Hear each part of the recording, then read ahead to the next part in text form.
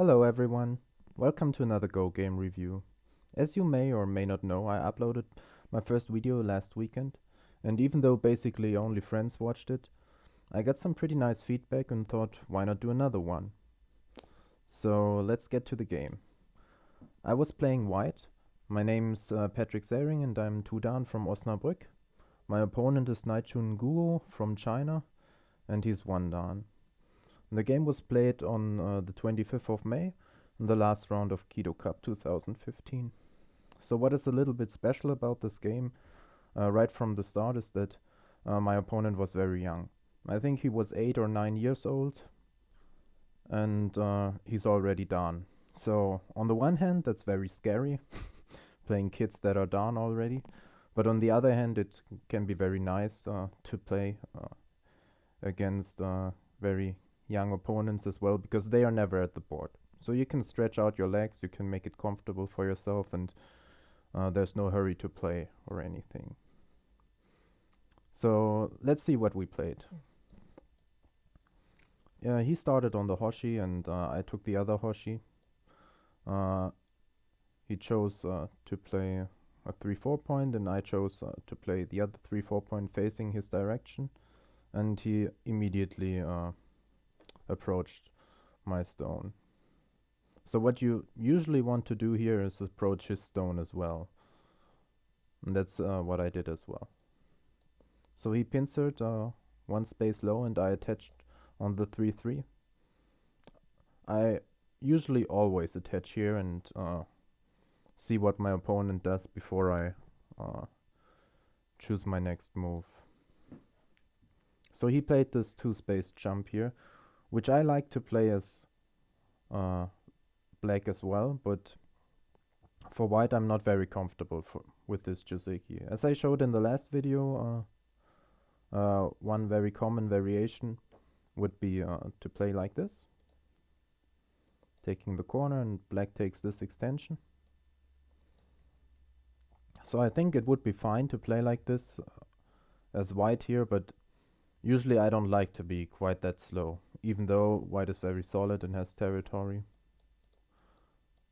I didn't like to play this way, so I attached here. I'm not quite sure if it's Joseki, but I thought it would be an interesting idea. So he didn't think long, but he played here. So that was a bit uncomfortable for me, that he didn't even have to think about his move. But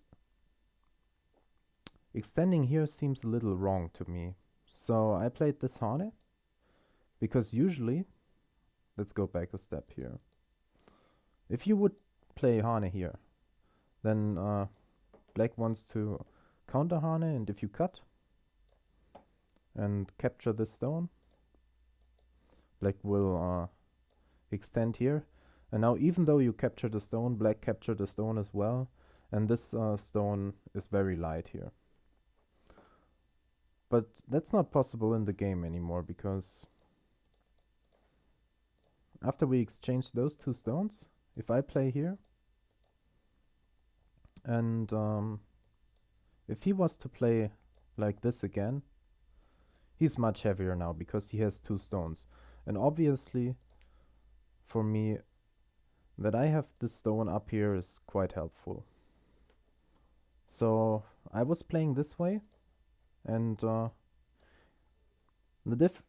another difference is that he can extend here now, because I cannot capture this stone anymore due to the help from this stone. But I think it's fine for white, because I sacrificed those 3 stones. Now I can wedge here. If he wants to answer on top, he cannot do so, because he will get cut here. You cannot play here because you get captured, and if you play here, you're also in big trouble. So he has to play this way and cover up his weakness here. And now I get to play this Hane.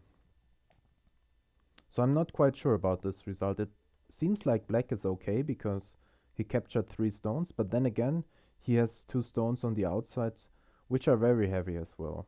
Maybe the right option would just be to sacrifice them, playing somewhere here, immediately erasing the potential from white capturing those two stones. But in the game he decided to play on with those two stones. And I think that is quite nice for white. He was crawling on the second line, so I didn't mind and I just followed him. And here I get to play this harness so he doesn't make an eye there. I Atari once, he covers, and I extend again. So now he can switch the side and cover up the corner, because after the turn here, he can live. So that was the trade. Black got some territory here, that's 4 points, and there's another 12 points or so on the bottom side, but white got this huge wall, so this should be quite nice for white. Even though in the game I didn't feel like I was ahead very much. I thought it was somewhat even. So I decided to pincer high here, because this stone might do something with this influence later on. And he played this Kema. This is not a very common Joseki, but I happen to know it because I used to play this a lot as well. So I cut here. And he decided to capture in a ladder. So that's a little bit inferior, just speaking locally. Normally you want to play here, and then there starts a fight like this. But this is not very comfortable for black here because of all this influence from white on the left side. So he just captured the stone in a ladder, but the result is good for white. So now he chose to approach on this side, and I pincered. This is not a very smart pincer, because if I just played here, and if he takes an extension here, it's not the biggest deal of the world, because I'm already looking into his potential here, because later on I can play Kema here, and most of his territory will be gone. And at the same time I get Sente now, and there's a couple of moves I would like to play. Maybe I just want to play here to extend my influence, or I would like to play here and get a little pressure on his corner. Or maybe even here. So I should not have been scared just to let him take this extension on the right side here. But in the game I was a little feared that together with this influence he could make territory there, but it's actually not all that big. So I pincered here, and he jumped out, which I did as well, and now he was playing this shoulder hit. So the normal way this Joseki goes is like this. And I'm showing this because of some invasion in this corner, which I want to show because it happens similar in the game. So let's see what happens if black does not follow up there. Well, white can cut here, but even though white cut, black can still live in this corner. And what happens if white blocks from this side?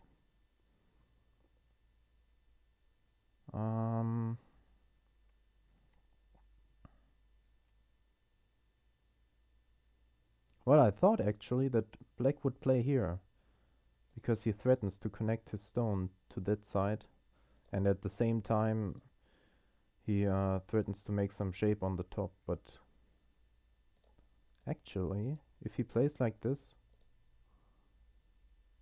this connection doesn't give him an eye yet. So I cannot remember here, but let's see the game. I pulled out, and I cut here. This cut can only work if the ladder is good for you. Well, now, what ladder you may think? Well, there's a ladder involved here. If black Ataris here and plays on this side, you can see that he's threatening a ladder. And even though white can break this ladder for now, like this,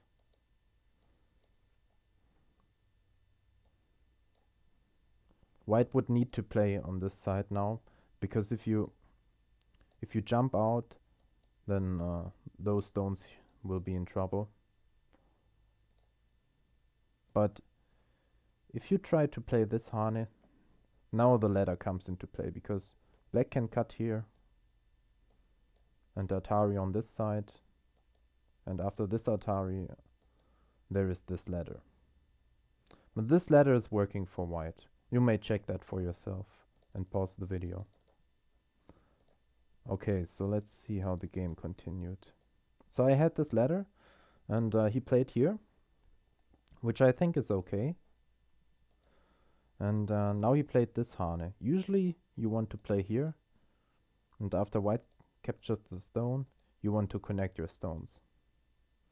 But that he didn't do. He just answered this Hane, and so I answered as well. And after he played here, I can cut through. So now he wants to live there.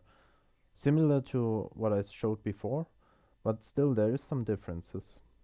So I'm not perfectly sure on which side I should block. In the game, I blocked on this side, and I peeped here, because I thought if I got under the black stones, there was no way he could live.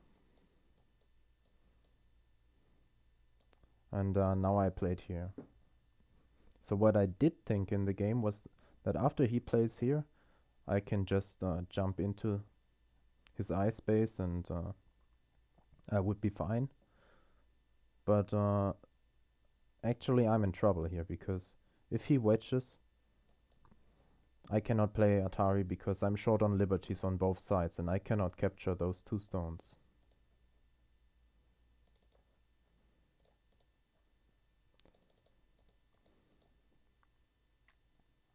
So now things get really difficult, and even though I tried to analyze this after the game, I'm still not quite sure what is the best result for both players. So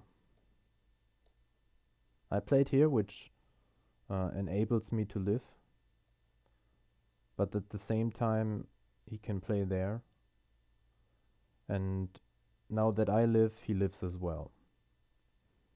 So I think he was feeling like that's a great success for him, and I would imagine it's pretty good, but it's alright for white as well. So what happens if white plays? Oh, sorry. What happens if white plays here? I think if white plays there now, there's no way he can win the capturing race. For example, if you played like this, black could just play here.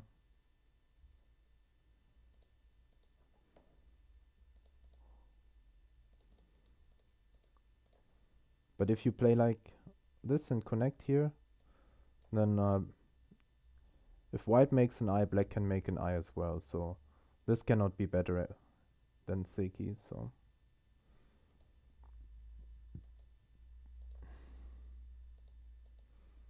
and even here, you may think that this is a better choice, but it's not clear at all.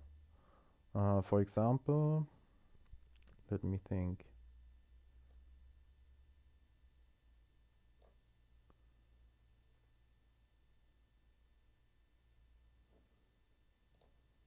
I think that's the key point. If black plays here,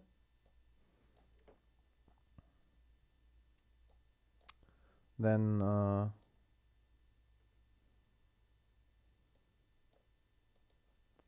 like this, it will be ko,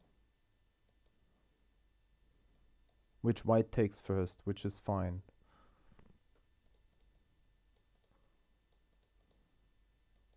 But is there a better way for black?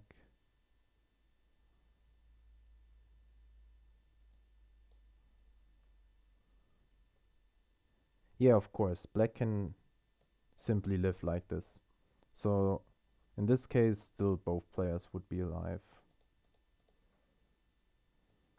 So anyway, I think that result was what was bound to happen, but as I said, I'm not perfectly sure. So now I need to jump out with those stones here. And the first impression is that you should jump low, but even then, there's still this weakness here, and white is not very strong. So I would need to come back to cover this up. So I thought I should simply jump high, and if he knocks on my door, I go outside and try to attack both sides at the same time. So he covered on top, which I expected as well, and so I pulled out the stone. This is quite scary of a maneuver, because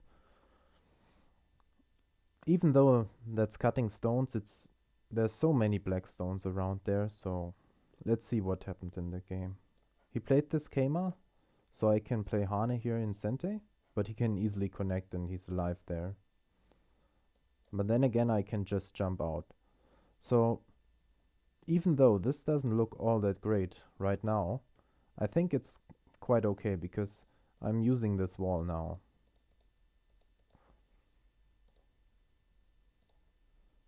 The Mark Black group has to run somewhere, and even though the wall is quite far away, it might be of good use now. So he jumped out here, and I peeped, and actually in the game I was peeping there because I thought that I could cut here, but that doesn't work because there's simply this net and the white stones cannot escape. So I was playing here to threaten this cut. He was connecting and I was peeping again. So I was simply jumping out here, and he's trying to hit my weak points now. So what I did do was that I played here, but I think that was a little bit too greedy, because I wanted to answer his threat in Sente. I was hoping that he has to answer in some way and that it's my turn again to jump out, maybe here or somewhere. But maybe I should just have played here and try to keep my shape together better. Because as you will see in the game, there's quite some trouble for both sides in this area. So he cut right away, and I played on the outside. And for example, if I had played this attaching move, I would be fine here, because I could countercut and capture this stone in a ladder. But not so in the game. Here I cannot play like this. For example, if he plays like this, I cannot capture the stone because of double Atari.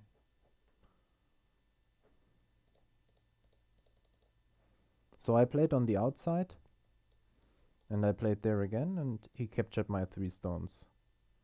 Losing 3 stones is a huge deal, but then again, all of those 3 stones were for free. I all got them from peeping his shape. So now, even though he got very strong here, I got 2 stones on the outside, and I think that's fine for me.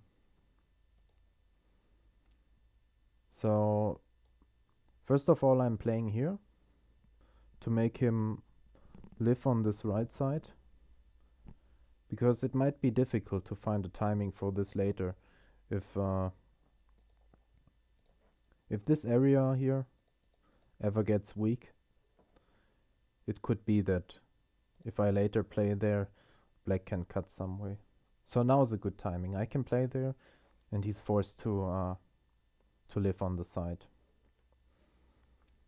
And now after he ignored this move and I also got those outside stones, I invaded here. And he blocked. So I was trying to separate his stones. But after he played here, I didn't quite follow through with the plan. Basically because I didn't like to play this bad shape here, but looking at it now, I think that's the proper move. Because it's quite big to capture this stone here. But in the game I played this Hane, and after he came on top, I connected underneath. And he cut now. So my stones are somewhat in trouble here. And also, it's not easy for me to cut black. I cut here first, just to exchange those two stones. But now, if I wanted to attack him from the outside, let's say just there or something, he can connect here because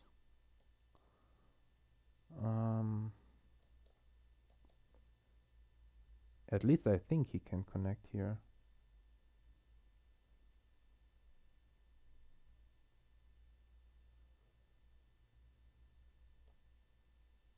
Yes, like this, the white stones are captured now.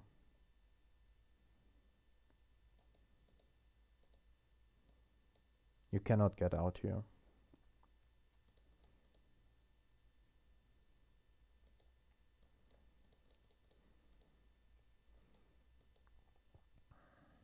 So again, it comes to haunt me that I have the stone, and I have to fix this weakness yet again. So I was peeping here first, and then I fixed the cut. So... But now it's his turn and he has the initiative, so he can play first and try to capture my stones. I was playing this double peep, and he was he pushed me to the side once, and then he captured my stone. So now it seems like not much great has happened for white, but slowly the white stones are forming a moyo here. It seems like I can get some territory there. And so I jumped here, which is quite a natural move for the fight anyway. So he was breaking my possible bamboo, and I was surrounding his group. So up to this point I'm not sure who's in a better spot here, but now he makes quite a big mistake, because he plays here and thinks it's Sente. Probably he was trying to make sure that he's alive, but there's nothing he has to make sure, because... Oh, sorry. Because if he plays anywhere else and I play here, he can still live there. But maybe he was thinking it is kind of double Sente. But it's not. It's only Sente for him. For me. It's not Sente for him. It's fairly big, but I can ignore for now. So what I did do in the game was that I asked him first on which side he wanted to defend. And he chose this side, which gives him a possible connection here later on. But I didn't mind very much, because also on the other side I could get some stones. So after connecting here, I'm threatening to cut, and that's why he defended there. I'm not sure about this move now though, because I think the overall position is quite good for white now. I played here, and of course he answered because it's cutting stones, which he has to or which he wants to capture at least. But now I gave away those stones. I just played Hane there, and I played here. Looking back at it, it's probably also an option to jump out here and fight with those stones. But if black can manage to live, I might lose the game. I'm not quite positive that I can still win. So I chose this easy way here. And he captures the stones. And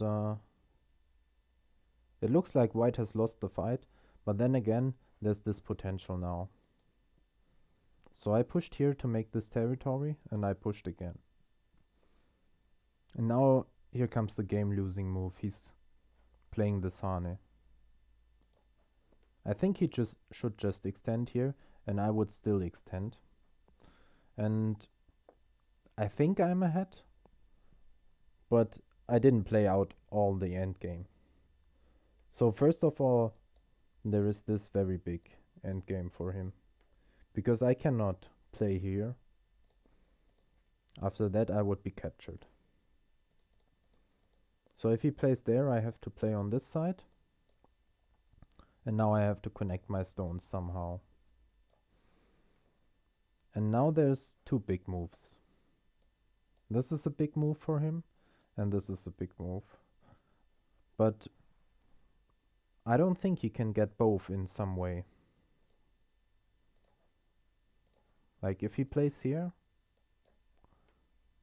I will get this move.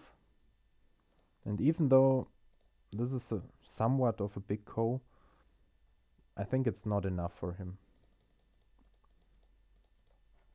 But also if he plays on this side, I think white should be ahead.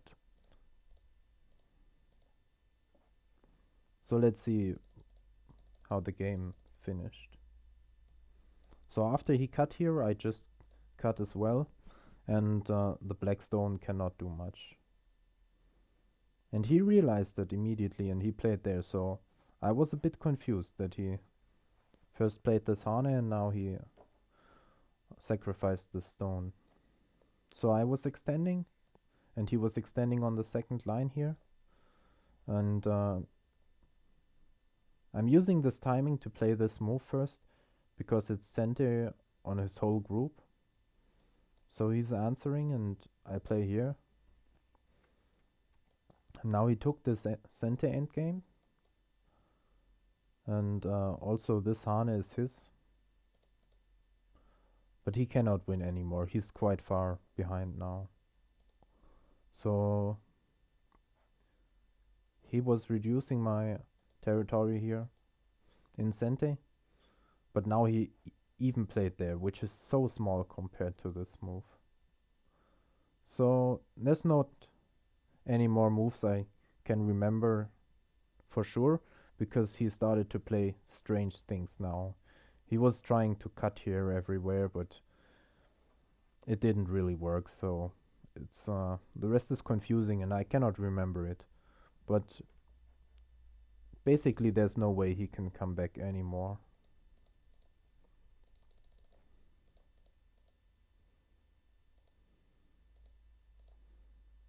So let's see.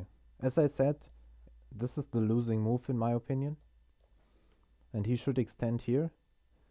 And if there's a way for black to win this endgame, I would really have thrown this game away. Because as I said, I still had this option to play here. But I chose to play the simple way because I was thinking that I was winning already. So I was quite sorry for him, but we couldn't analyze much after the game because even though he speaks way better German than I speak Chinese, we couldn't communicate very much. But he won. He only played the last 2 rounds, and he won the 5th round, and he lost the the 6th round. So I think he was fine with this result as well. And for me, I ended the tournament with 4 wins and 2 losses. So that was quite a good result for me too. So thanks for watching, thanks for listening. Bye bye.